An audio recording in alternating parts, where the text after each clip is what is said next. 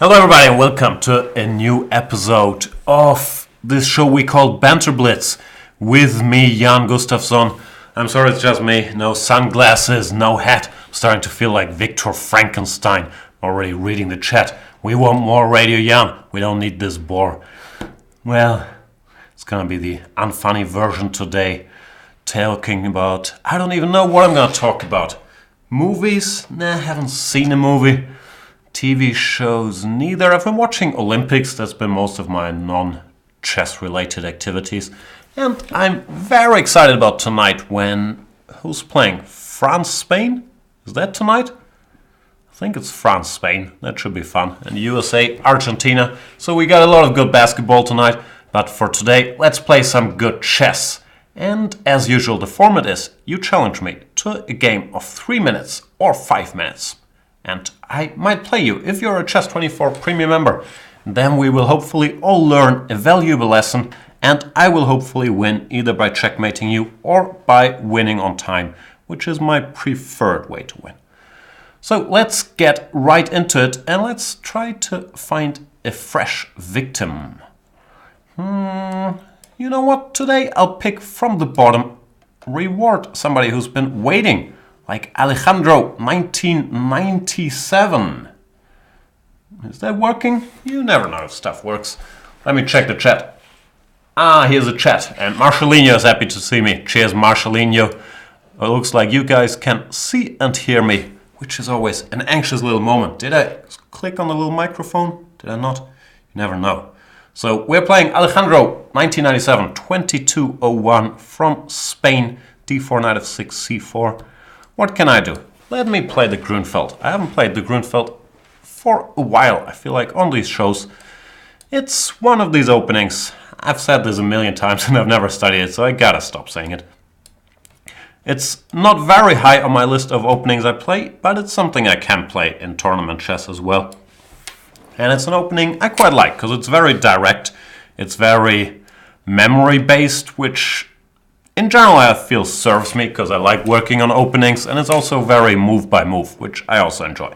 But he played Queen d2. The critical move is his pawn sacrifice, Bishop d2, Queen a2. Queen d2 is much more solid. Of course, white is not worse, but this is not supposed to be a very critical line last time I checked, which is a while ago, admittedly. Rook c1, Bishop b7, I hope is correct.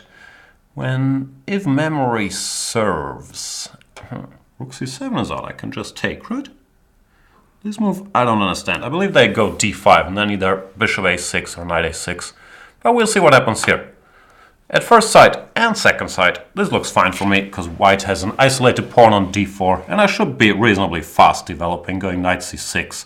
Followed by, I guess he's going to go rook d7, either rook d8 or bishop e6. Both strike me as very possible. Rook c7 is a bit odd. What's happening?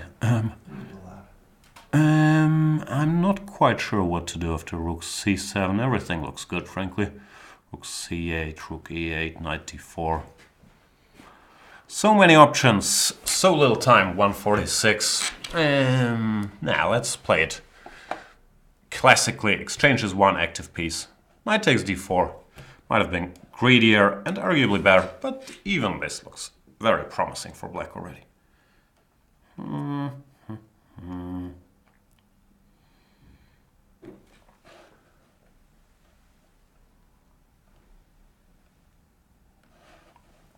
Short castles. I have multiple ways to grab a pawn. Let's keep it 100 and just go knight takes d4. No subtleties, no bishop f3, followed by knight d4. Here it's an honest battle, bishop pair against bishop pair, where I have the advantage because I have more of these pawn thingies. Rook c1, fair enough. I guess I have to take. And now let's do a little something that we call endgame technique. First, we bring the king to the center, because in endgames, your kings have to operate.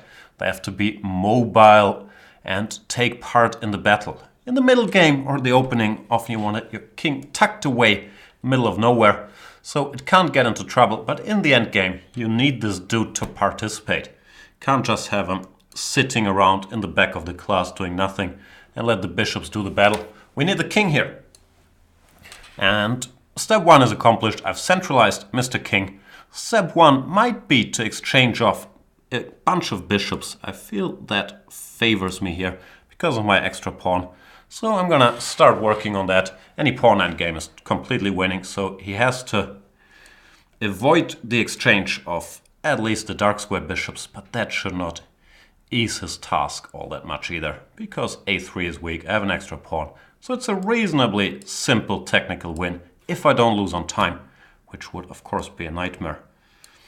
This pawn endgame is not the most exciting pawn endgame ever played by mankind, because I will have 2 passed pawns that will make it all the way to the finish line. And Alejandro's counterplay will come around 18 moves too late. And therefore he resigns. Bring the king to g7 would be met with a1 queen check somewhere along the way. So thanks for the game, Alejandro. I believe his mistake came quite early in the game. After rook c1, bishop b7, the move rook c7 just strikes me as bad. I think there's theory here, bishop d3 or d5 being the moves that come to mind with a roughly equal position. So thanks for that. Let's play somebody else. But whom or who? It's a grammar thing I really haven't resolved yet. The who or whom conundrum. Last time I got very good advice. I think, where was it? In the YouTube comments, which I was reading. Someone explained to me the difference between you and me and you and I, another topic I was struggling with. And basically, mental note, just forget about the you and part, and then whether you would use I or me is the correct form. I didn't explain it as well as him, but I learned something, so thanks for that. And let's play somebody else, Mr. Port Nur. Port Nur. Is that a German dude? Yep, German dude.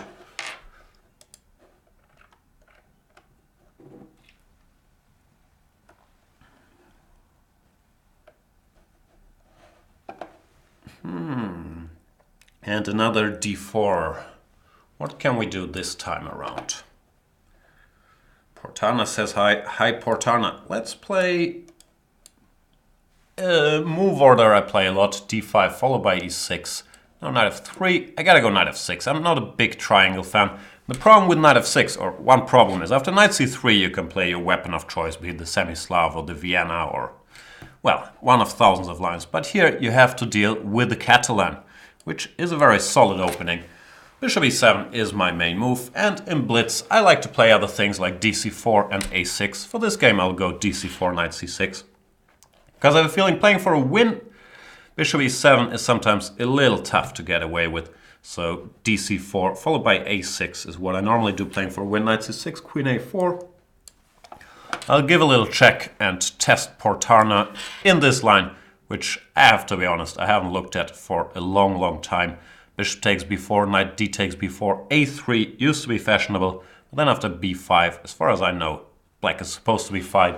So nowadays I do some weird stuff, either queen b5 or I honestly can't recall what they do here. We'll find out. Takes. I'm sure knight a3 is a possible move here as well, or knight c3. What am I supposed to do? a6, a3, b5, knight b5, ab, queen a8. Looks weird, but a6 feels like the right move to play. a3 is a threat, which I don't want to allow. So, bishop d7 also looks like an obvious move. Then a3, there's knight takes d4. Yeah, maybe that's the way to go, because a3, a6 might have been right, but I couldn't figure it out in the time I had at my disposal. Castles a6. I'm not sure I'm playing this right, but that's the problem with playing lines you're not that familiar with. Sometimes you have to make stuff up along the way. It looks like Portana is a big expert on all of this. Maybe he's not, maybe he's just making stuff up as well. But I'm scared. So you accomplish that. Knight c2, queen c5, knight takes e5. Let's find out what happens. But oh no, knight takes c6. See? Got me scared, and I'm starting to blunder. That was insane. Knight c6, I'm just lost. And it's not that hard to see. Hey. Not fully there yet. Wasn't prepared for Portana's theory onslaught. Now he's thinking and he misses knight c6, which, according to my math, which is not my forte, but would have won a piece. Now, however, we're kind of back. Not on track, but in the game. Some anxious moments here early. Well, not early in the day, even though I've been watching track and field stuff quite late at night at European times. So also because of the Sync Field Cup, which I was commentating in German, at least the last couple of rounds, and it started at 8 p.m. German time. My sleeping rhythm is a little messed up still, or, well, not really messed up, but it's a little night heavy, and I'm not sure it's gonna be fixed anytime soon. So, yeah, dodged a bullet here, queen c5. Knight takes c6 instead. I'm not sure I would have been able to save that game.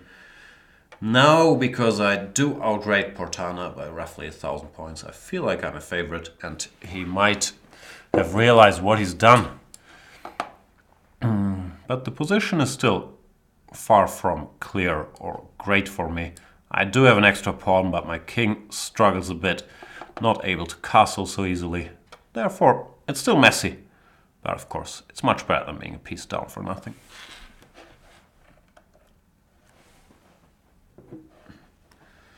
Mountebank is teaching me English. The key question is to ask who is doing what to whom. I don't know, that sounds too complicated. I can't go through this mental routine of asking myself that every time I'm contemplating whether to use who or whom. Whom are we kidding? F3, yeah, he still has a bit of compensation. Because my bishop is a moron. How can I find a good role for this bishop? This knight will go to c5. And it's still far from easy. Then again, nobody said it was easy.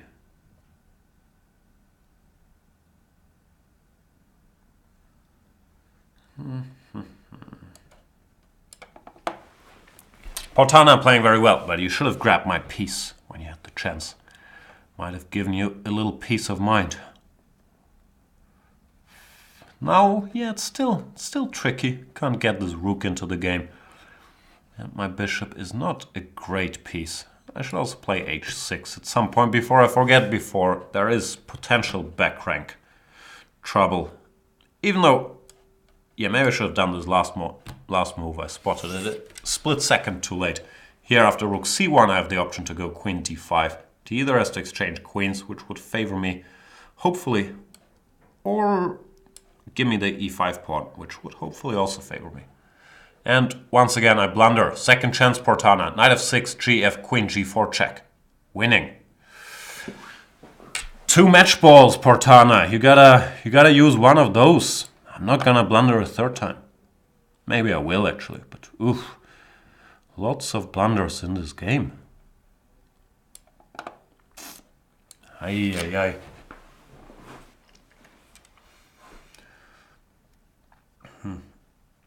So Colin is saying I should forget about whom and always go with who. That's an easy enough rule of thumb. Just don't use whomever. That might solve some of my problems.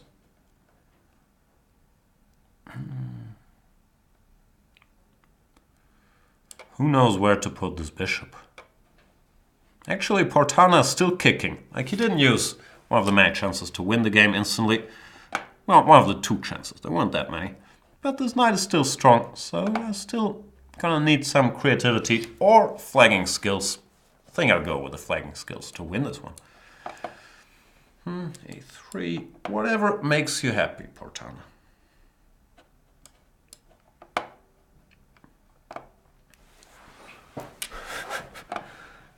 Oh boy. Can I at least trap this knight once it comes here? Meh. Not really.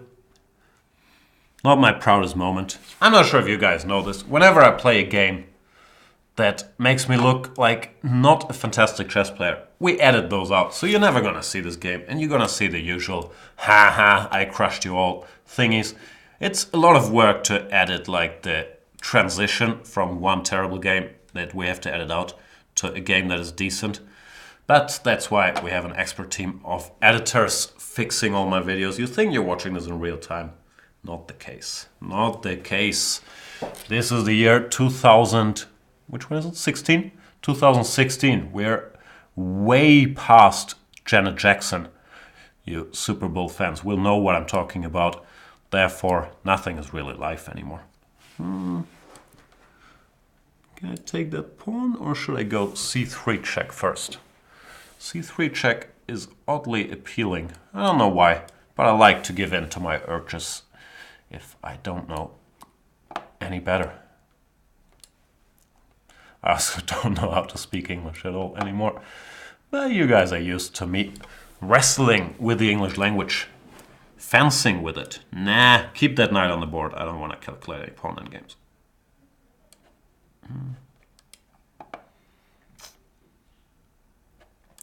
Time to speed up a little bit too, huh? One thing we can already confirm, this has been a great game by our boy Port Nur, who hung in there, had 2 chances to win the game, I believe immediately.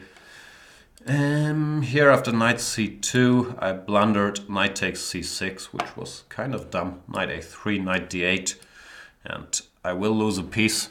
And then my second blunder was... where was it? When I felt clever, as I often do, playing rook to d8, forcing him to whatever. Make a concession. He had knight f6 check, gf6, queen g4 check, followed by rook takes d5, and to add insult to injury, rook d5, there's also e takes f6, and I'm lost instantly because queen g7 is coming. So that was kind of a close game. Thanks a lot, Port Nur, mainly for letting me win, because you guys know how it goes when I lose a game early. Show's ruined. We can't have that. And yeah, kudos to him. I will continue playing terrible chess. Mr. Venkset Carly. Is that a dirty username? Let's hope not. From Spain. So how's the who-whom discussion going? Ah, my clock is running. I'm gonna have to catch up with it later. e4, e5. Will Jan ever play this? Ah, it's painful. It's such a horrible move. I'm feeling like I'm trying too hard to please you guys, like doing ridiculous Peter Svidler stuff. And no, that wasn't a dig on Peter Svidler. He's way more open to playing gambits and entertaining the public. Well, I normally try to win games and stick to stuff I actually know, not to terrible moves like 2f4. But what to do? This is on the board.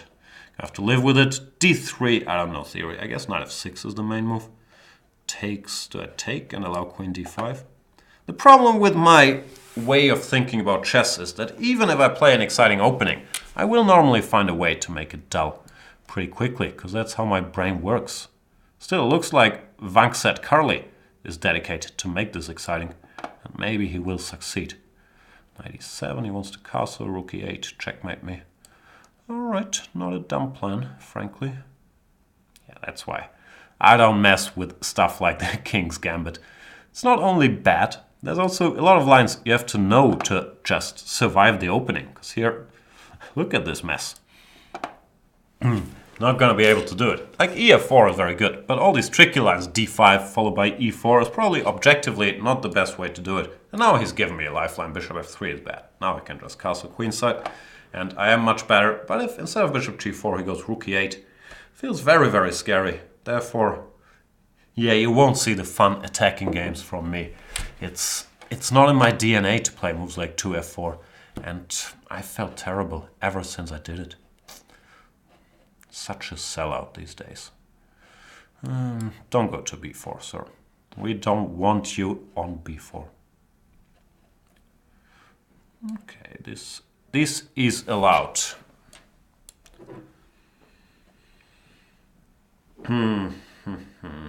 Bishop h7 doesn't quite work, does it? And I like bishops, so I'll try to keep this alive.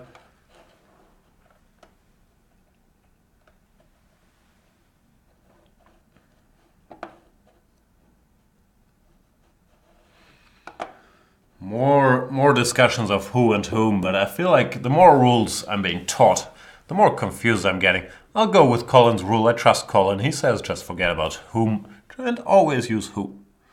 No Dr. Whom out there. I don't want this knight on h4. Therefore, I played h4 myself. I have a feeling I'm once again playing badly. But I will win this game if I ever speed up, because I'm also down to a minute. Due to extensive whining about having played to f4. It's just not in my blood. See, king b1. This type of move is in my blood. It's bad here too, but that's how I operate. Time to speed up.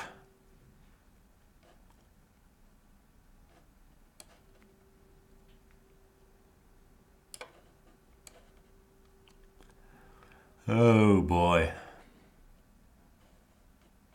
Note to self. Never again play the King's Gambit. Look what I've done. Even here I'm getting completely crushed. Okay, this was kind of lucky. If bishop takes d4, followed by a5, I do not like my position at all. Vangset Carly is showing better understanding than me, because my chess understanding really is limited to let's grab pawns and then win.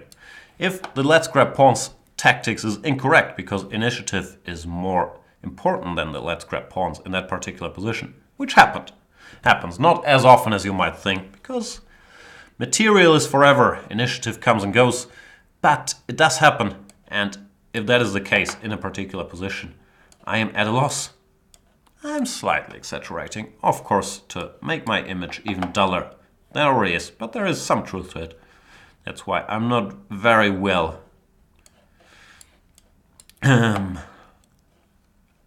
versed in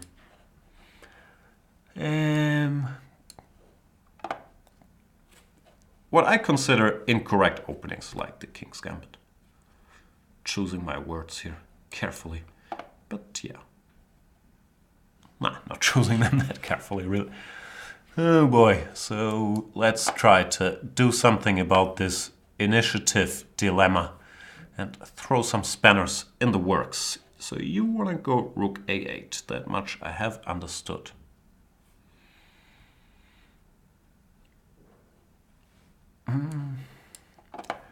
Not in time, Vangset Carly, who played a good game, had the initiative early on.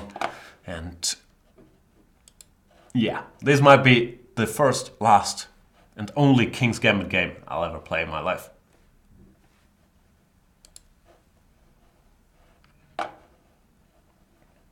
Let's play someone else.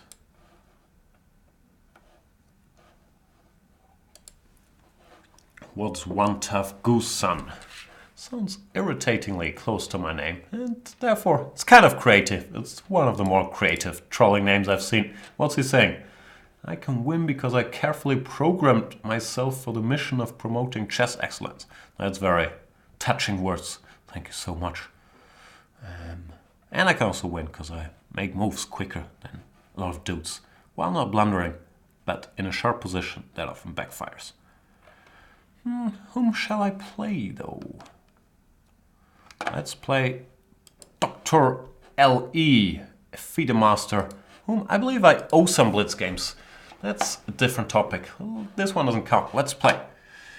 And I don't know what happened to all you guys. I've seen many different guys asking for the Owen defense 1b6 recently. That's pretty much just as much against the laws of chess like the King's Gambit. It doesn't contribute to development or anything, so it's not gonna happen. Stop inquiring about 1b6. Not a fan. I'm a fan of the Nimzo Indian. Might have to do my new video series about the Nimzo Indian because I'm so stuck in the 3d5 department. Looks like Dr. L.E. has studied my series from the white side and he's following my very dull recommendation. No, I didn't give dc5. Alright, let's see what's happening here. It's another of these limited time games. I guess I have to go knight d5 to equalize. Dull.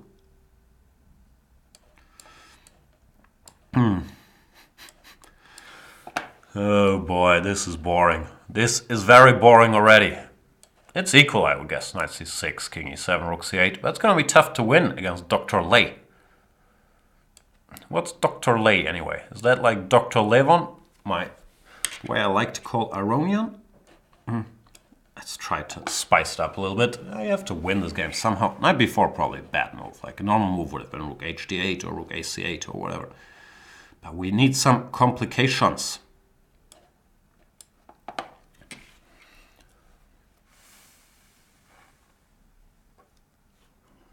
Not that complicated yet, but I'm toying with like rook takes c4, bishop b5 stuff to create a bit of confusion, but not after knight e5, unfortunately. Yep, very solidly done, Dr. L.E. If I wasn't such a draw master myself, I'd criticize him for playing for a draw. Too overtly. But I'm not gonna do it, because I love draws as much as the next guy. Unless the next guy is. Nah, I could fill in some super grandmaster. No, he's offering a draw. Come on. You're gonna have to work for it, buddy boy. Oh, I'm dangerously close. I'm switching back to Radio Jan territory with this position. Not gonna happen. Yeah, the position is very, very drawish. Bishop d3, good move. I'll weaken my position just to stop bishop e4. I have no idea how to play this for a win. Not only am I obviously not better, it's also very, very hard to generate even the slightest hint of play. But I'll try. He's gonna go f4, I would guess. I'll play e5. Ah no, he prepared bishop b5 for other exchanges. I still can't read his mind as well as I would like to. Oh boy. Any winning chances in this? Probably not, right? But we can always try. I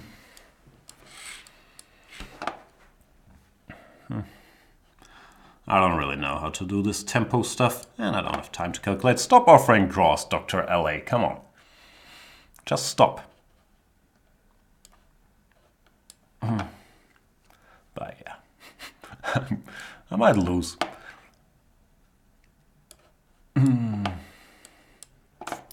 This was a sad game. I think I'm probably gonna lose it because I'm steaming. No, king h4, I don't know, might have had winning chances there.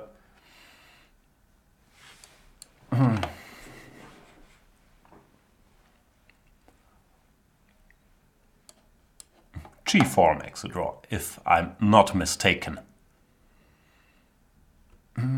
Yep, nicely done, sir. Any tries? Nah. You did it. You've exchanged all the pieces. And I'll offer a draw. Good game, Dr. Lei. Oh boy. Normally I should win such a game. Like, I'm annoyed, but that's a conclusion many people draw from this, which I think is incorrect, is, yeah, you can't play this opening because white can force a draw, which I really don't think is the case. I had tons of options to make it more complicated, and first of all, he played well, like executing his mission. Secondly, even in this position after bishop d2, I'm pretty sure there's ways to keep a little more spice, and I failed doing that, so he earned his draw. What are you gonna do? Let's play somebody else.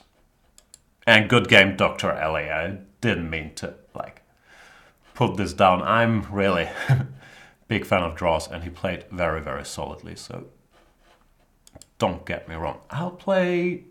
What's this? Another strong dude. Titus? Where are you from? From France. Our boy Carpos Putzfrau, he wants me to do an entire show in French. And the punchline would be that I don't really speak French. Je ne peux pas parler français. I learned for a couple years in school, as I'm sure many of us did, but that's a long time ago, and I wasn't very good at it and never got the hang of it. So an entire show in French would be pretty horrible, but maybe it would be funny, because I do have like 50 words vocabulary in French. So we'll see how we make progress with that. Alors, qu'est-ce qu'on fait? Je ne sais pas. Ils sont... Nah, I think I might have to do a little work before we tackle that. This position, this e takes d knight c4 plan looks very obvious. In general, I'm a believer in the black cause if there's nothing directly bad happening to me. If I can set up my pieces like f6, bishop e6, queen d7, rook to d8, then we have a Maroczy structure with colors reversed where I'm very comfortable with black. But we'll see what Titus comes up with.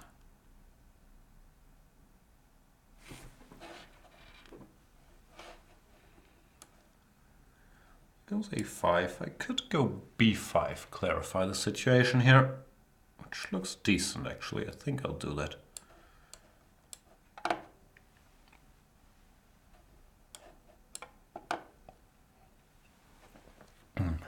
Gotta be a little careful with b6 and d5 and so on, but I don't see any tricks. Knight g5 takes, bishop d5, knight b6, queen d8. Should have everything covered. Knight fd2 sets up potential tricks against this, but I should have some options. If I go b5, bishop d5, knight b6, queen d8, yeah, it looks decent. Of course, it's not forced to take on b5, but I'm assuming that was his idea. Nope. Knight e3, probably a better move. Queen d8, knight e4. Maybe b5 was not my brightest idea ever. Maybe my second brightest. Oh, I feel I'm drifting. I feel I'm playing terribly all day today. I don't know why. Knight e4. Yeah, this hasn't gone very well either. Time to focus. Sometimes I forget that I'm a very highly qualified chess grandmaster. And the problem is not only I might forget, my opponents might also forget or lose respect for my grandmasterly powers. And respect is all we have in this world. That's not quite true. Now yeah, this doesn't look great. Knight takes c5 might already work. Getting outplayed by a bunch of dudes today, which I don't enjoy so much. I must get out of this diagonal. Maybe things aren't as bad as I'm making them sound yet. But I haven't been happy with my play. That's the bottom line.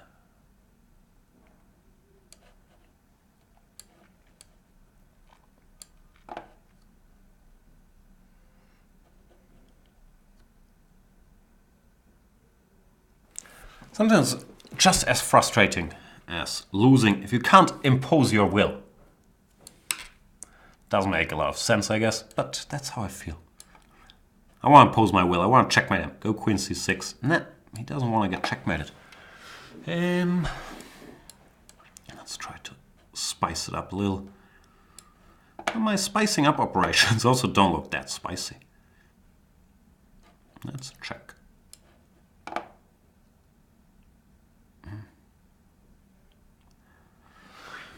King g1, he does not want me to go queen b7 with check. So I'll go queen c6 without check, because that diagonal strikes me as a key battleground. a5, whatever. Ah, he wants to go here. Okay. f3, queen b1, I haven't thought that through, but rook c5, I can go here, right? If everything else fails, cheapos are still my friend. The point is if rook c4, queen b1 check, followed by f takes e3, should win. Well, if queen c4, rook d1 is even faster. Therefore, yeah, Titus resigns. Played solidly, and I think I might have slightly... I have a feeling b5 was a little optimistic. I should continue doing my usual. Set up queen d7, rook d8 here. And black's position strikes me as fine. b5. Well, so happy. Anyway, thanks for the game, Titus. Whom do we play next? Yeah, I'm intrigued by this idea of doing a show in French. My French is really pathetic. Harald Schmidt did it once, famous German late-night TV host, but his French is so much better than mine. Je ne peux pas parler. That's pretty much the only sentence I can say fluently, so I'm not sure if I can pull that off. Let's play somebody else. That much I can pull off. What about Daida? I have a feeling now I've played a lot of... now I've mentioned Daida, now I gotta play him. I always feel it's wrong to mention a name and then not play them. It feels like I've played a lot of 2000 rated guys today. I need some variety. Because I don't discriminate. I discriminate slightly against the guys I played already. Which might also be wrong. I always give preference to dudes I haven't played. Which I feel is a wrong approach, but I keep doing it over and over. But rating-wise, yeah, I really don't care. I just want to play Chess24 premium members. Of course, I try to have like 2-3 decent players in every Banter Blitz show, but it's not a criteria for me. It is a criteria for me, however, if you're there or not, and Daida doesn't seem to be around. Therefore, I'll count till 4 and then abort, not till 5. 5, 4, 3, 2, abort. I'm sorry, Daida. Challenges. Whom else?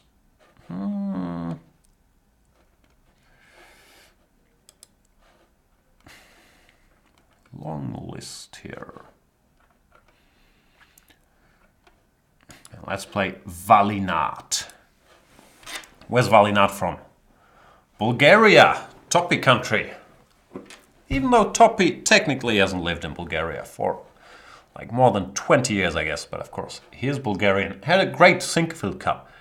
Not sure if he got enough credit. He's very up and down these days, Topi, but Sinquefield has been excellent and Norway Chess has also been excellent. He can still win super tournaments. I don't mean last year's Norway Chess, which he won, but this year's where he scored +1. But Valinat is also not here. What are you guys doing? We gotta keep it moving. There he is. Go c4. I shall play e5.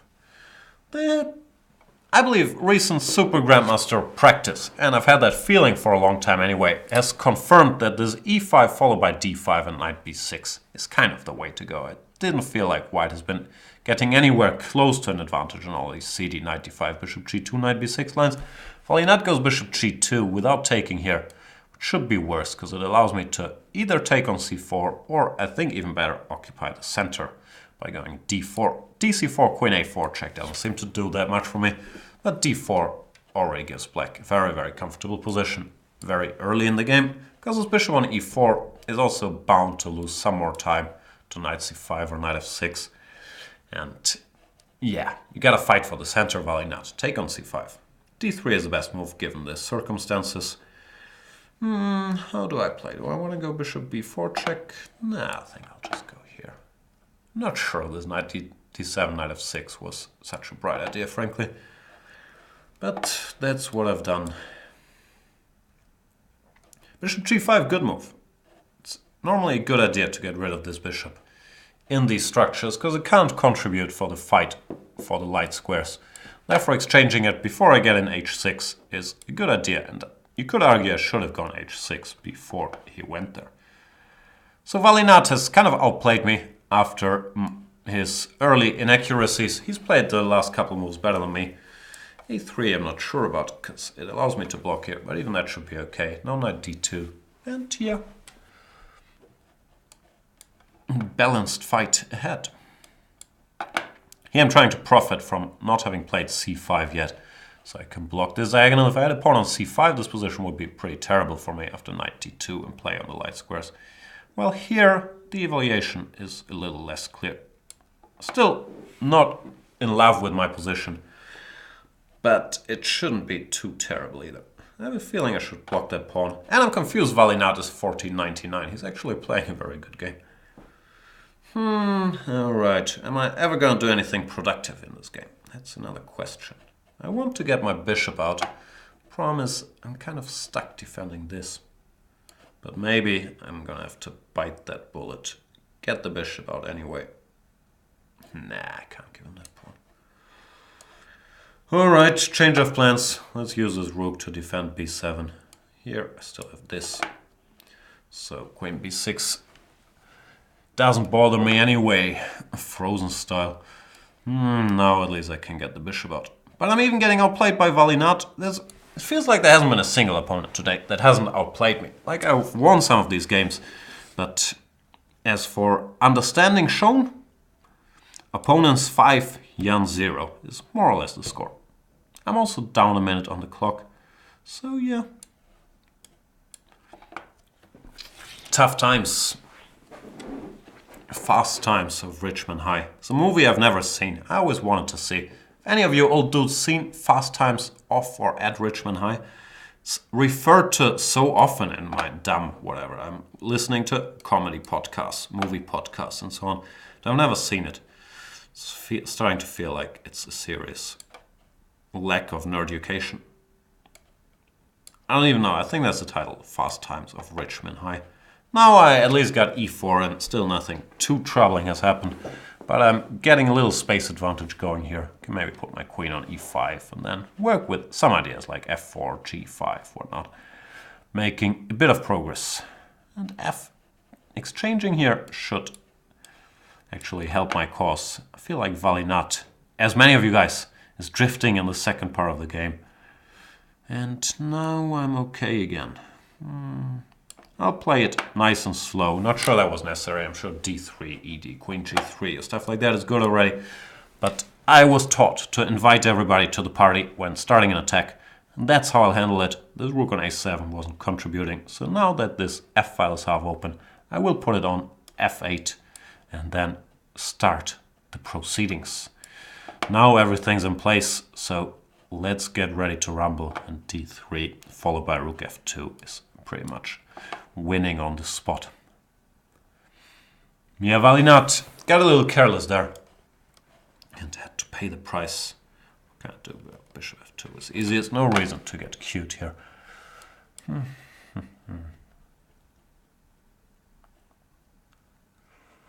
Can't decide on how to finish this off. Queen g3, rook b7.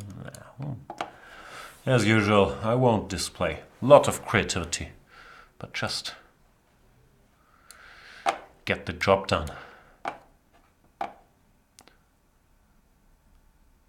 I think I've been telling you guys in another show that I was reading this Boris Gelfand book together with Ogor.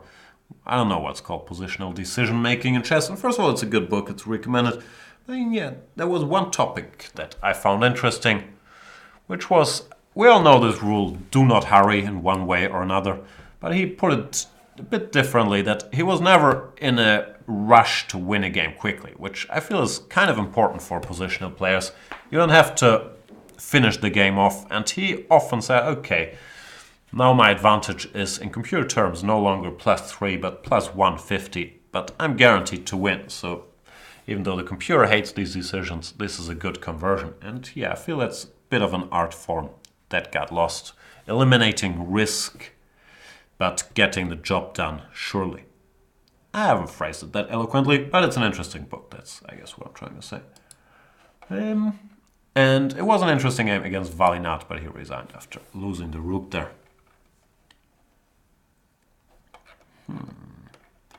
Let's play... Whom do we play? Let's play Fabian 2003. German dude, I'm assuming. Oh no, it's from Switzerland.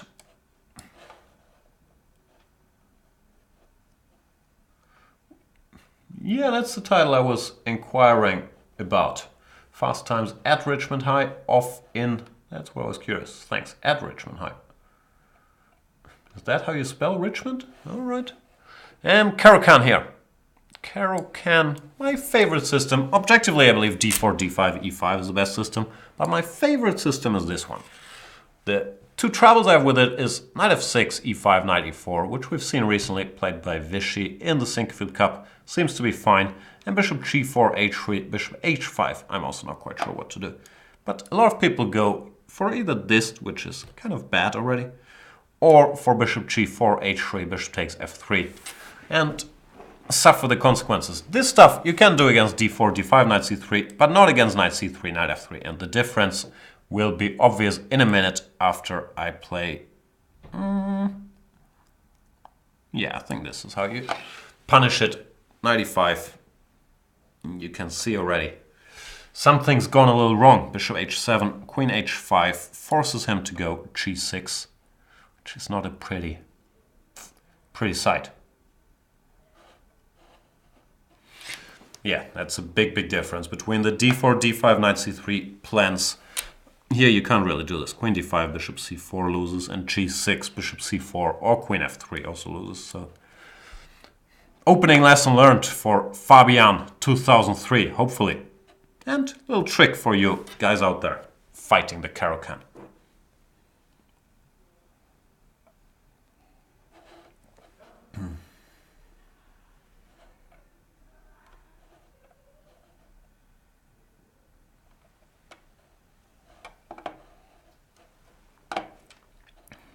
Bishop g6. Many options. What's the most convincing? Queen g6 is not a good idea because of queen e5. Knight g6 kind of wins, but queen h5, knight h5, fg. Even though it's aesthetically pleasing. Queen e2 is also strong.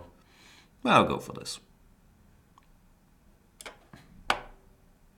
Not sure this was the swiftest punishment, but as I said, Mr. Gelfand said, if you're sure the move you're playing is winning, then it doesn't matter how long it takes. That's the boring man's approach to it. And here I have bishop f7, which is cute, or I have knight h5, knight f4. But bishop f7 seems to win a lot of material, so I can't resist. Can't deny it.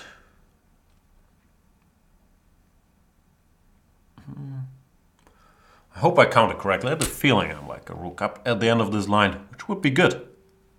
But I'm not so good at counting.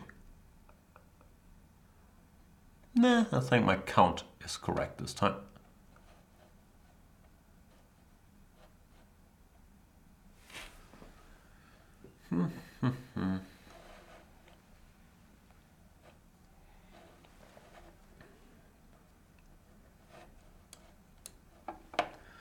It's a nasty little Zwischenschach, and the knight can't even be attacked by the king.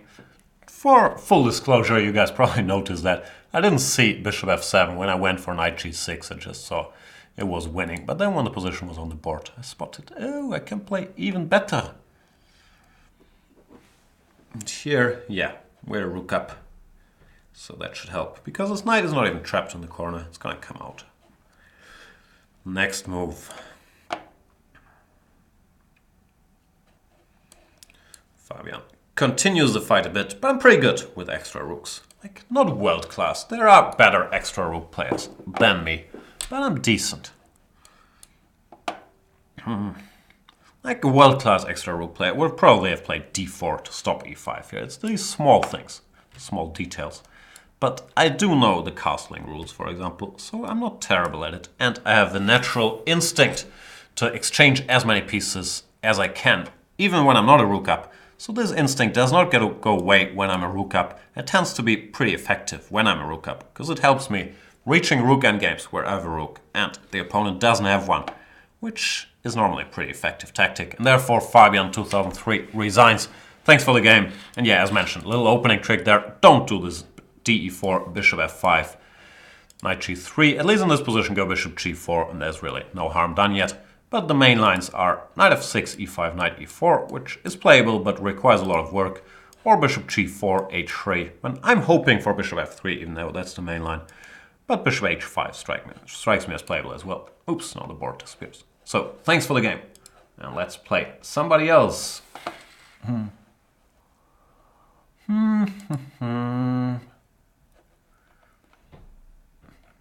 whom?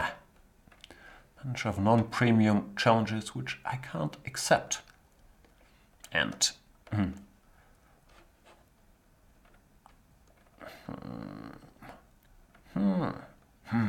so many challenges, so little time. What about Mr. Rose 96 from Zimbabwe, if that's true? Wow, do we have users in Zimbabwe? That'd be pretty cool. He goes 1 e4, 23-17 strong player. So I will play the move e5, my default move, against e4. And he plays the, what's it called? The Italian, which is growing popularity, knight f6, inviting the jump to g5. And after d3, which many people play, the best move is bishop c5, but I've toyed with h6. The idea is to stop knight g5 and then go d6, g6, bishop g7, where h6 is not such a bad move. It's a way to try to play for a win, even though when I've been doing this in real life in the Bundesliga, I did not get the desired win in my last outing with it. Bundesliga is the German chess league, in case you wondered, where I'm still on the roster of Powerhouse Baden-Baden, but very barely. You can put 16 players on your roster. I'm number 16 in Baden-Baden after they added Messieurs Maxime Vachier-Lagrave and Fabian Caruana. So it's a pretty serious team Baden-Baden is sporting. Also has Levon Aronian, Vishian and Peter Svidler, Radek Wojtaszek, and so on and so forth. I'm not sure I'll get a lot of playing time, but obviously we are very serious at getting the title back, after not winning last season, where the team from Solingen with our friend Robin van Kampen and my friend Jan Smeets, some other Dutch dudes, and the great Arthur Yuspov, I believe as well, played a season of a lifetime and deservedly won the title ahead of Baden-Baden. So as for this game, yeah, this has all been pretty standard stuff. DE5, not the most exciting of choices, and I have a feeling knight takes e5 is correct, because in general, in these structures, the knight on c6 is dominated by this pawn on c3. So to be able to exchange this knight for the white knight on f3, which is useful, strikes me as progress. Now, bishop e3, can I take? You know how I feel about pawns, Rose 96. I have very strong feelings about pawn grabbery. If I can't see a refutation, I will always grab. Maybe bishop a7. It's a cute little way to try to get the pawn back. When knight takes c3, knight c3, rook a7, knight d5. Could be a little risky. But bishop a7, worst case scenario, I can just go rook a7 and then develop and have the two bishops. But we'll see what he does. Bishop h6 I also thought about, but then I have knight f2, which is a much stronger desperado. Do we call it desperado? I think so. It's also an Eagles album. And much stronger desperado than knight c3.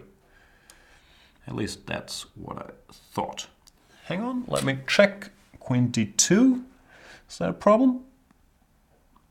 Don't want any problems here. Are we going to have a problem here? Queen c1, queen d2, I have rook d8. And if queen c1... something's going to pop up.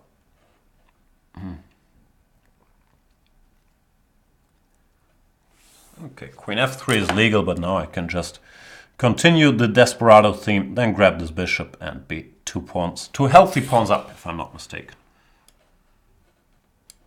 Or a queen up.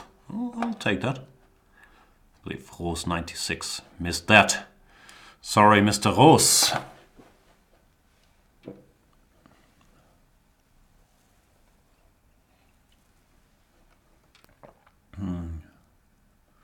What are we talking about? I don't know. Sounds complicated, chat. Don't discuss anything complicated. I'm not that bright. Like beyond sports, recent TV shows, and chess opening theory, I can't wrap my mind around that many topics. I wish I was being tongue-in-cheek, but Okay, I'm very bright. I'm just very uneducated. I believe that's a more fair summary. Nah, it's also not fair. Whatever I say, it's gonna make me sound stupid. Therefore, undermining my claim of being very bright. Let's play M Hanson 23. Looks like he has a Jumpman logo. Very loyal to the Jordan brand, Mr. M Hanson 23. 1157 makes me a bit of a favorite. But, as I said, I don't discriminate by rating. If you're bored by the games against lower rated players, then you can fast forward if you're watching this not in real time. But I believe there's a lot to be learned, because it's like with these old master games. Often I can execute my plan much more purely against lower rated players. And M Hanson 23 is playing the Ruy Lopez very classical variation. The problem with executing my plan more purely is that I need a plan to get started. Don't have one yet, but there's still theory. I've played this myself a lot, b5 and bishop c5. Bishop e7 in this move over is also perfectly fine. Rook e1 or d3 would transpose to the theoretical main lines. Some guys, I think, try to use this move order by going c3, but I'm not that smart. I'll go rook e1, castles, and now c3. We're still in theory heaven. Here you can play d5, my favorite move, the martial attack, or d6 when after h3. We get all these slow Spanish positions, where black chooses typically between bishop b7, knight a5, or knight b8, all of those lines with a checkered history.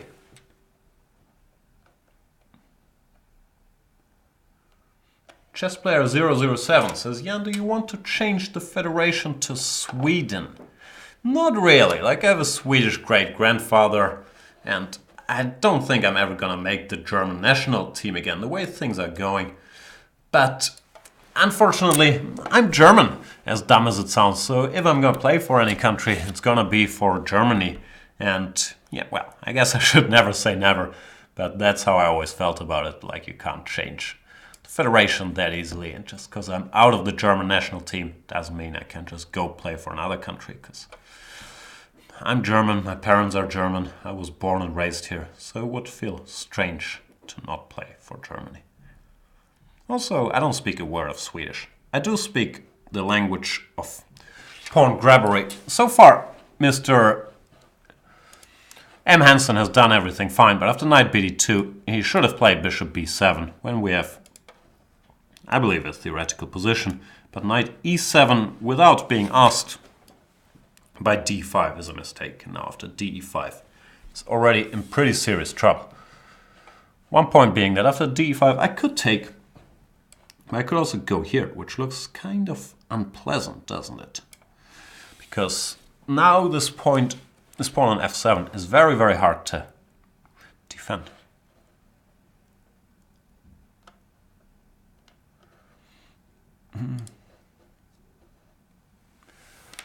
Oh, and we've converted non-Quixote. Glad to hear that. And yeah, I appreciate you guys going premium. I feel like I've been taken a little far recently, like where it sounded like I despise the non-premiums, which is not the case. It's everybody's choice. But of course, it's part of the job to praise the premium, which I believe is a great investment. I honestly believe that if you want to improve your chess and if you want to keep the site going. So we very much appreciate you guys going premium. Thanks a lot. M Quixote. And M Hanson has played bishop to e6. When, yeah, knight e6 is strong, but I'm smelling quick victory. So I will go bishop e6, fe, and then queen b3, hoping for disaster to strike on this diagonal. Maybe we can even get a smothered maiden. Queen e6, knight f7, knight h6, queen g8. That would be fun, but unlikely. I guess he's gonna move this knight. Yep, and now after knight e6, I'm just winning, but I'm not smothering anybody.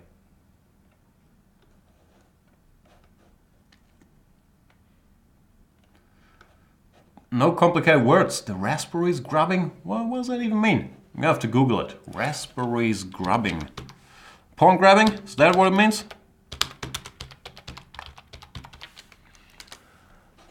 I think, yeah, I went to pick raspberries once or twice in my life.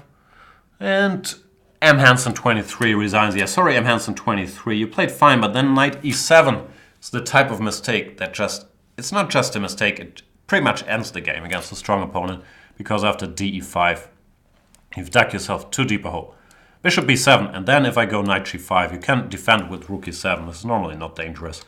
So this would be a normal theoretical starting position. White chooses between bishop c2, a3, d5, a4, whatnot. The game starts. So yeah, sorry for that. And let's play somebody else.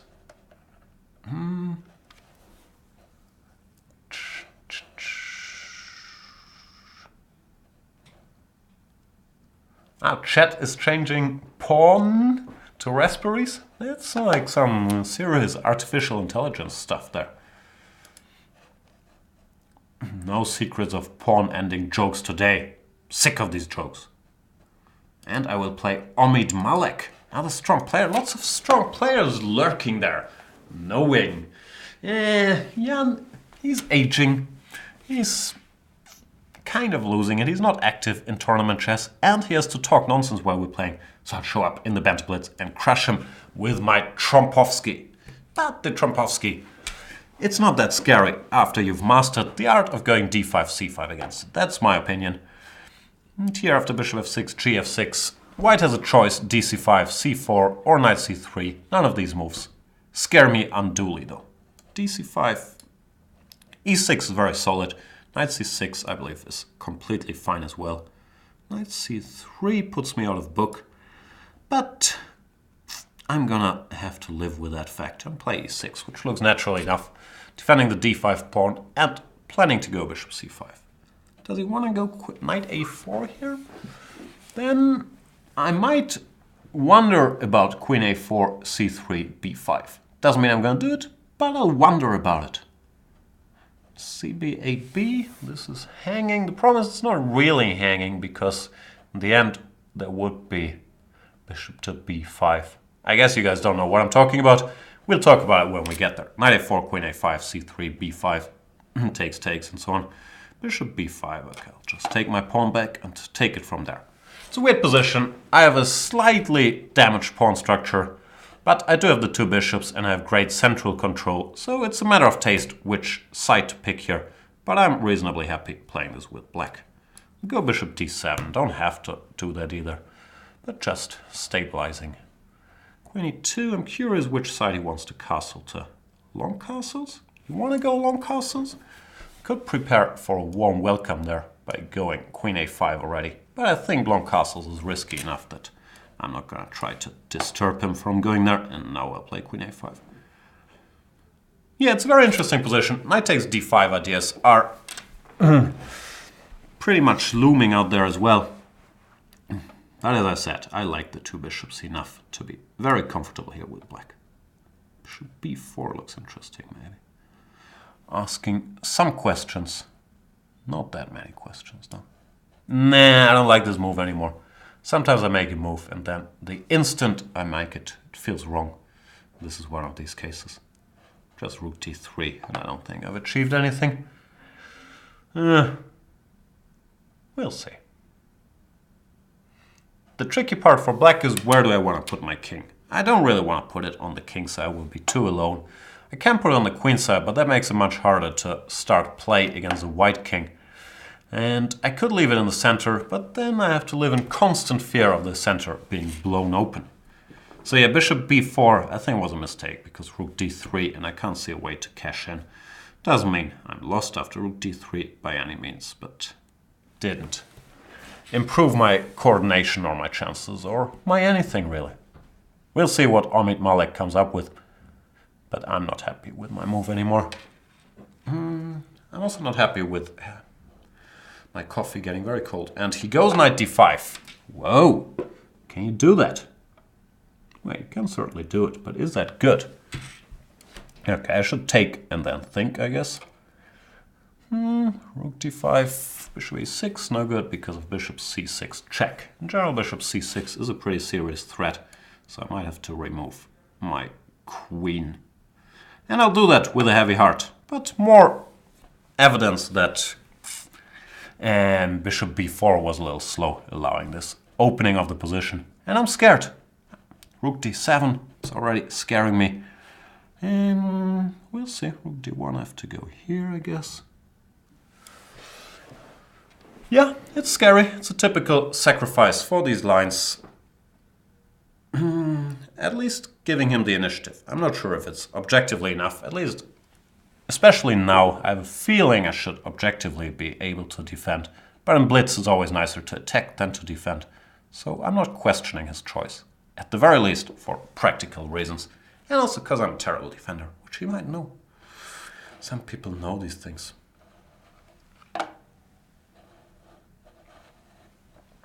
He takes on c6. All right. I think I should go pawn takes. Just to keep some hopes of counterplay along the b file, like this one. I'm a good tactician, actually. I don't tell people about it, but I am very tricky. And Omid Malik missed that move, and therefore he resigns. Was a very interesting position. Like, I didn't like my bishop b4 move because of the quiet rook d3. And then just rook d1 when this is still looming.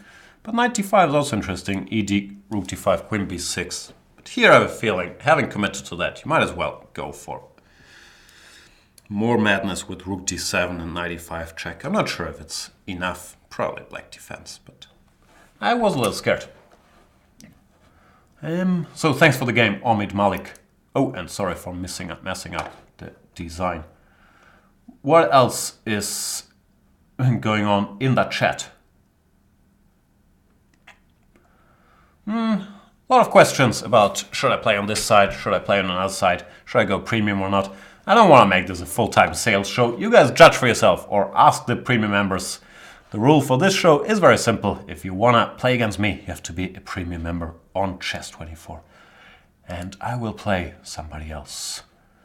I have a feeling I've played too many strong players already. So let's find somebody.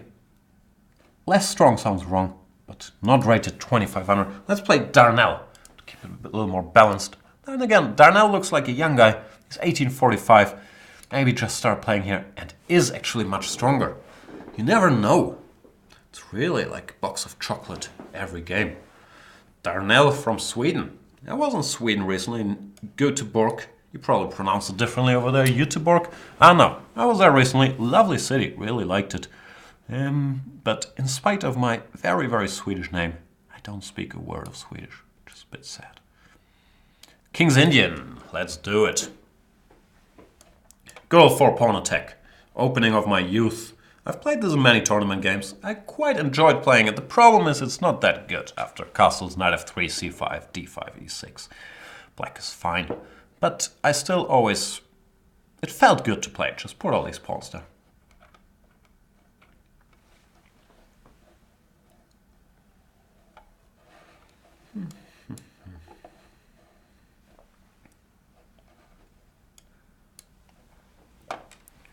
d5, yeah. e6 or b5 are the main moves here. I do think e6 is best. b5, cb, a6, a4 is a line that is supposed to be better for white. And I'm an established pawn grabber, so I'm more comfortable getting that pawn. While e6, bishop e2, ed, cd, I think is nothing special. But Darnell is more aggressive, and he goes for b5, a6. a4 is a typical move, just preparing to reinforce this bishop. Now bishop d2, another typical move. Defending this rook, so I can recapture here with the pawn. I'm guessing this is all theory. I am out of book now after queen b6, but I'm a pawn up, so I will trade being a pawn up for being out of book most days. Twice on Fridays. Nah, probably just once. Takes here. Now it's starting to look familiar again. He doesn't take, okay. Takes followed by knight b7. I think would have looked familiar. Here queen e2 is the natural move to my mind. More attackingly inclined player might go something like rook a8, queen e1, queen h4, playing the Grand Prix attack style attack. Queen e1, queen h4, f5. But not my style. I like keeping things under control. Control what you can control. So what does he want to do? He wants to go knight b6. I'm guessing maybe e6 in some lines. And the other question is, what do I want to do? I could go rook a6. It's always a nice little move to make. Just preparing for a potential rook a8. If knight b8, I'll go something like rook a3 and pretend that this half tempo I won is very important in the grand scheme of things. Which I'm not sure it is, but it looks grandmasterly to do such things. Now my rook's on a3 instead of on a1.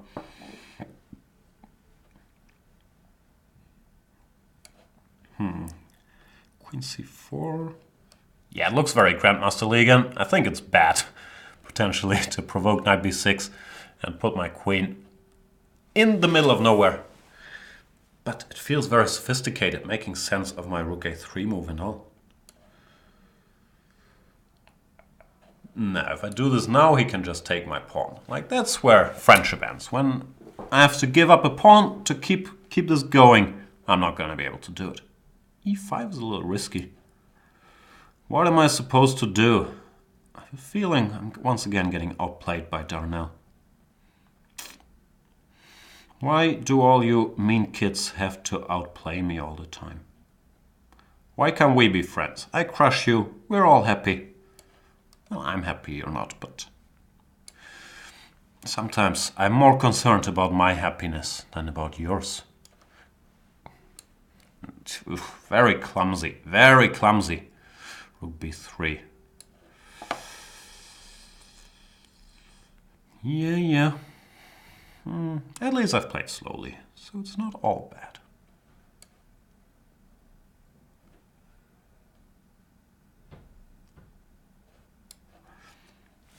Nope, good game by Darnell. Poor game, very poor game by yours truly. Again, bishop takes c3, I'm not sure about. He gets the a file, but he also repairs my structure, which is more than I could have asked for a move ago. But then I blunder rook a5, and he gets his pawn back. Getting crushed here. It's so sad to get crushed all the time. What can I do?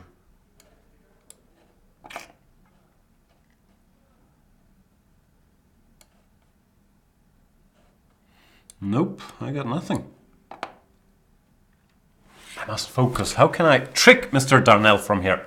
Don't even know if I can trick him after queen b5. Might be slightly worse, if anything.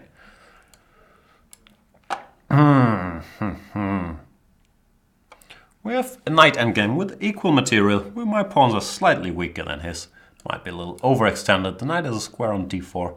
So winning this is a bit of a tall order, but I shall try my very best.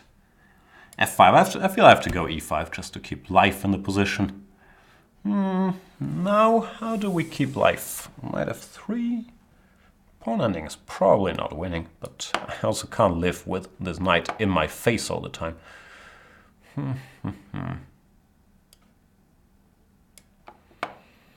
We'll see how it goes. Looks like I'm headed towards another drawn pawn endgame. h6, what do you want? I wish I knew something about pawn endgames.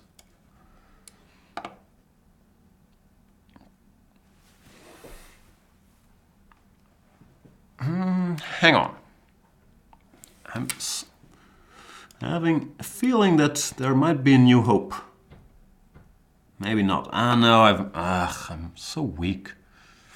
That's my big problem. I'm too weak.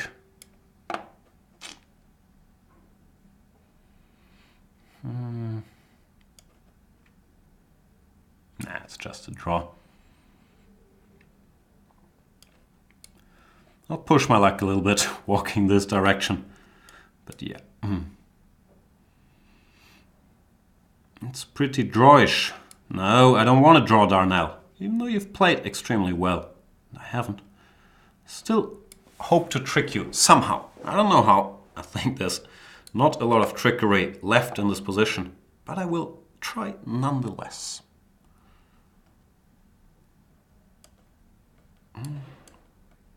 The problem is you can just chillax there, yeah? Anything I can do? Nope. Then I'll stalemate myself. If you can't beat him, stalemate him. Good game by Darnell. And yeah, stalemate it is. I played badly, but he played fantastically. So, kudos to him. Confusing. Yeah. What to do? I don't like to not win, but didn't get very close in this game. Except for the opening, where I was a pawn up, but after that. Good game by Mr. Darnell. What time is it? Oh, we still have time for like 2-3 games. I think it's probably karma. Did I say before the game? Let's play somebody less strong. I think that was the big mistake already. You can't mess with karma. Just can't do it. Alright. I must find somebody less strong. So let's play somebody half Darnell's rating to get this back on track. Gecko 04, probably quite new to chess, but he is a premium member and deserves proper crushing as well.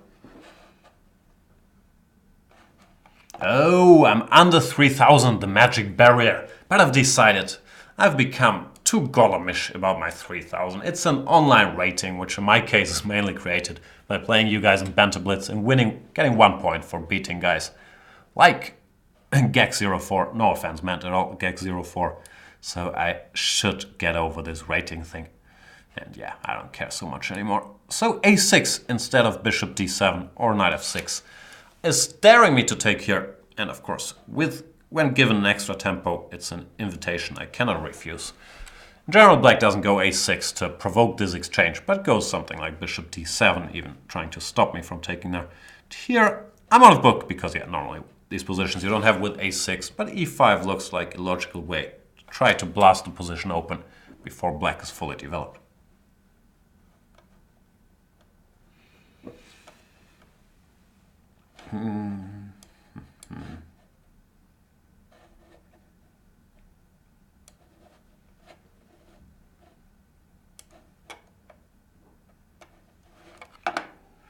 c4 followed by d4 is a sort of a typical device from similar structures. After knight b6, I'm not sure if I can go d4 immediately, but I can think about it. Knight c4, queen a4. Nah, why bother? I'll go b3 and pronounce that this knight is misplaced on b6.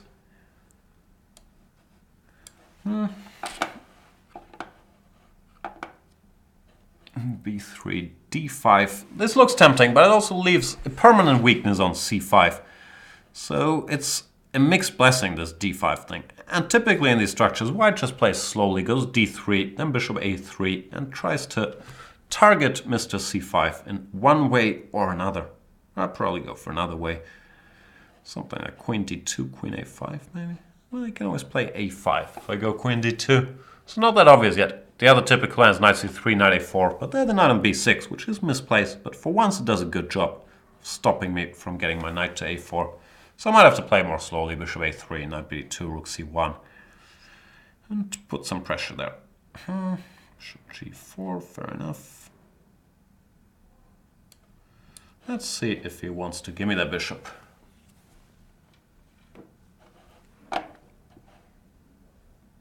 He does want to give me that bishop. DC, DC, I'm still in time to meet queen d4 with knight c3, or at least I would hope so. Plays e6, which is fairly natural actually. Can't criticize much, except for the early a6, which I think is risky. I'm not sure if my knight wants to be on c3 or d2. I'll go here.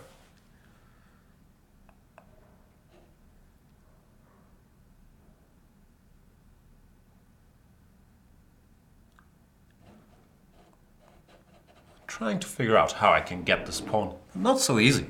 It's another one of these positional positions where like these positional positions. And these strong players, they normally know how to exploit this. I'm not so at home here, but I still do have an edge. And knight d7 is logical enough, but it does have the one drawback I mentioned earlier, that now knight a4 can be played again, targeting c5. I'll go here first to defend e5 and make it a little harder to develop the bishop, because g7 is en prise. You can go g6, but then knight a4. If you go bishop g7, let's say f4, it's going to be very hard to keep this pawn alive. Knight e5, what's going on? I was praising your play, Gecko, now you give me a piece. Never give me pieces. It's even more dangerous than giving me pawns.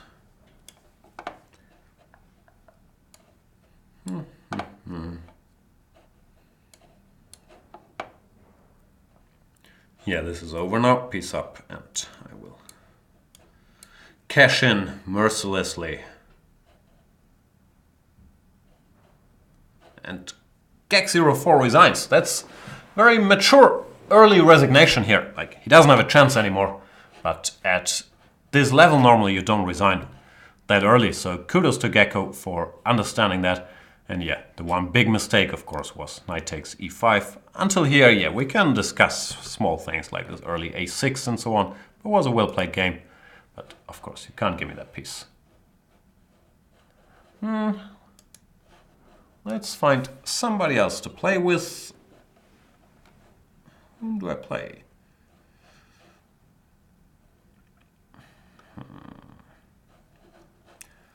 Let's play Mr. Galactic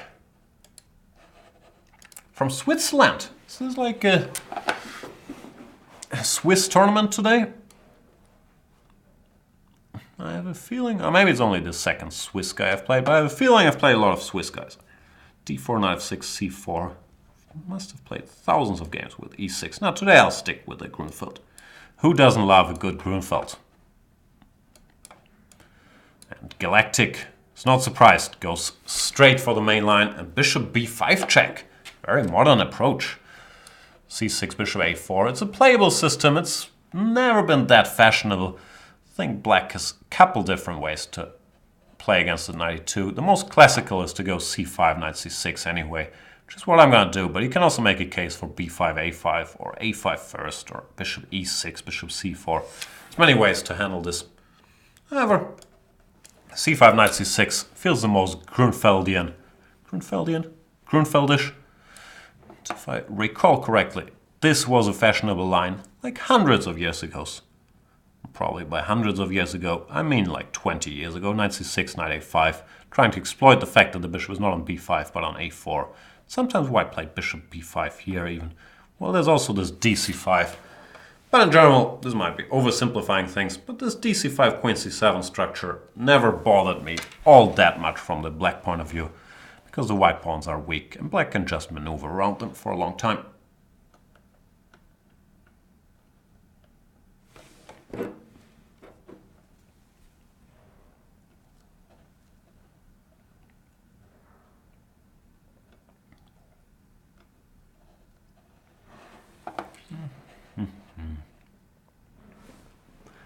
Galactic is stunned by all my 20-year-old Grunfeld theory knowledge. He goes queen d3, which can't be too bad a move. What do I do? b6 looks normalish. One problem with queen d3 is that now this is pretty much off the agenda, so I'm wondering what to do. a6, b5 could be a plan. Yeah, I think I'll go with a6, b5, but this might be misreading the position. b6 and queen c7 might be a little more standard way to play. I have limited experience in these things, so as usual, I will whine about whatever decision I took. And I played b6 instead of a6. I would whine about that too. We'll see. I do have Peter Svidler on Skype, so I can ask him all my Grunfeld questions later. And he probably is going to tell me, I'm traveling from St. Louis to St. Petersburg. You think I care about your little blitz games and your Grunfeld chess questions? Leave me alone. Talk to me when you want to discuss TV shows or cricket. Which, well, I want to discuss TV shows. I never want to discuss... I never want to speak properly. Bishop c2 is a very good move. Because now after b5, you can go dc5 or a4. Both of which I dislike. So, kudos for him. Bishop c2, nice prophylactical move. Showing the drawbacks of my a6 move. Which now I really start to dislike. Oh boy. Queen c7, my point is if dc5, I can go rook d8. And he has to block the d4 square with a piece to avoid the loss of the queen.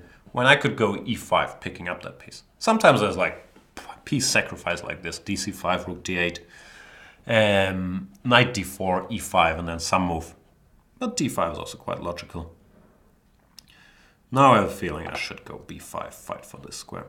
He's probably going to go a4, but it does not kill me. Bishop d7. And we'll see where this exciting adventure takes us. If ab, I might go bishop b5. It's a bit anti-positional, but it's very active. And then knight c4 is coming. Yeah, I think if ab, bishop b5 is good. So he probably shouldn't take there. He goes bishop f4, which is a much better move. My queen has to find a square. This one or this one? Nah, I'll go with this one. e5 is possible, but it doesn't instill that much fear in my heart. Because it feels like these pawns might lack a bit of support. And I also have bishop f5. So I'm not sure. Probably something to b1 would be my choice. When I guess white is still slightly better. But we've only just begun. Something to b1 also has the pleasant side effect of stopping knight c4. Goes e5, which I thought was risky. Let's see if I can prove that assessment of mine. Bishop bishop f5, he has to go queen d1. I'll take. And start hitting these pawns. I think I'll start with hitting this guy. Ah, but I missed queen e4. I'm missing too many things. Ah, that was once again a little dumb. Doesn't change my assessment, but I shouldn't miss such moves. Anyway, queen e4, f5 might be an option when I think in order to stay in touch with his feelings, he has to go ef, but he goes ab first. Which also makes sense, probably wants to exchange twice and then go queen e4. Maybe I have rook a4 or some funky move.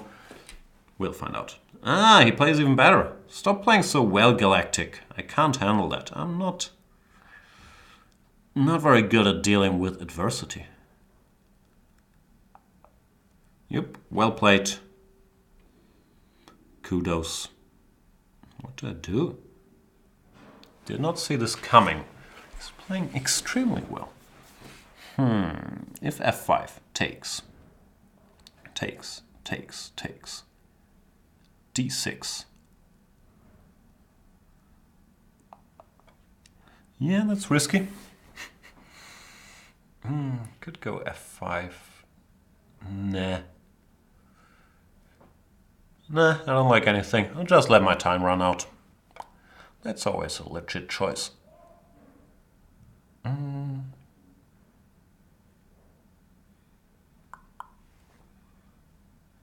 Okay, let's go for this. Even though I don't like it. Often if you see a move and you don't like it, then you just let a minute run out and do it anyway, which is a very mature way to deal with your problems. The problem is takes followed by d6, and I have to do something kind of clumsy, like rook d8 and then queen d5 check. And my pieces start looking a little funny, but I couldn't think of anything better, and at least it forces the issue a bit. We'll see. At least it forces the issue a bit, of course, makes zero sense. But that was my thought process. I panicked. So, time to unpanic and calculate some lines. Takes. I go d6 instantly, which I thought was worse, but might also be good. Can I take and take? Ah no, queen e6 check. Oh, big champion of chess calculations, this dude. If you're too big a champion, then I can't win. So let's establish that.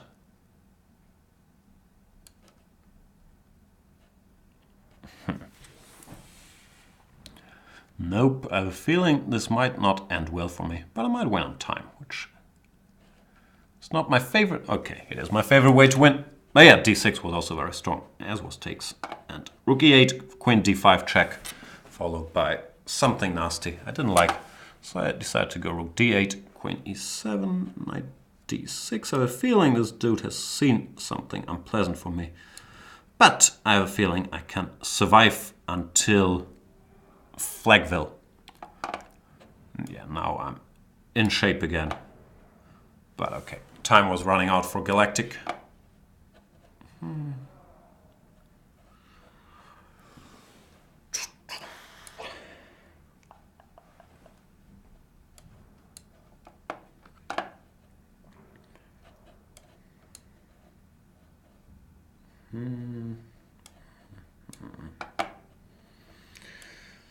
Now Galactic's starting to pre-move, but it's too late. It's too late. You can't wait till you have 2 seconds left and then start blitzing. You gotta start the blitzing procedures earlier. Listen to an experienced flagger. It's too late there. And thanks for the game though, Galactic, who played very, very well, I thought. And yeah, I missed a lot of things. Main thing I missed was that he has this move queen e4 in a variety of positions. Had I spotted that ahead of time, might have done something differently. Might not have. So, good game. I believe that ends the show for today. Thank you everybody for participating. Apologies to all the new guys who were expecting Radio Jan. Then, they just saw this German dude who was whining about real-life chess problems. But yeah, it was an interesting game. Tactical player 92, Chess Grandmaster watching, points out that rook a1 and then f5 was an option. Yeah, maybe that was more precise. I don't know. Let's get back to it. If we have Grandmaster input here, might as well try to learn something. takes, and now f5. Knight takes d6. I thought I wasn't happy. Oh, maybe not. No, pawn takes. Yeah, maybe queen takes. Yeah, that looks kind of sensible, actually. Yeah, that looks all right. Fair enough. Fair enough. Next time. So, thank all you guys for watching. That's it for today. I'm sure I'll see you back shortly. We'll do some stuff. I'm mainly working on my video series, but I think we also got an opening clinic coming up, something like next Monday. And I'll keep up the usual, wherever I'll be doing Banter Blitzing and cranking out content. I don't like that word content. It sounds very disrespectful to all us creative people, doesn't it? You're just doing content. I don't like that word. We need a new word for content. Anyway, thanks for watching. I got nothing. See you next time. Bye.